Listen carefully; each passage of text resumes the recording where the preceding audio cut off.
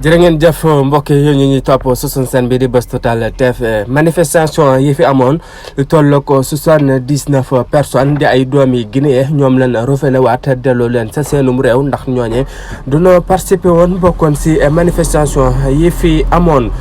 ñii di waa Walf am ak problème waa Wave ndax doonoo amoon ak problème état bi ba tax doomi Sénégal yi wala réew mi population bi ñu si bëri bëggoon a jàppale leen bépp kañat foofe nag waa Wave nag daal di dakkal boobe la kañoon ndax état de Sénégal moo xamal ne boobe xaalis bu mu àgg sa waa Wave ba tax ne boobe kañat ñu daal di koy dagg fële sa Wave. Serigne Mountakha moom muy bëgg wax ne benn politique wala ay yëngu-yëngu ay tëgg ki fo bugg ko gisati fële sa Touba ndax dëkk bu sell be bak sëñ bu mag bi dikk sanji daal ay politique ak i caaxaan loolu daal taxu ko woon a jóg. Pastef ñuy wax ne yónni woon benn ndaw si Sonko muy dox rek li nga xamante ne si moo di ab médiation. Wally Ballago Seck nag moom mu doon defar ab concert fële si nga xam ne moo di sa France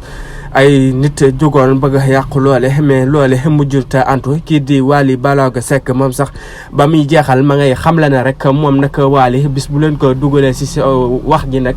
wala si coole rek mbir mi day am daati ab daaneel moom Wally Ballago Seck loolu la daal di xamle fële mu doon def ab concert sa France.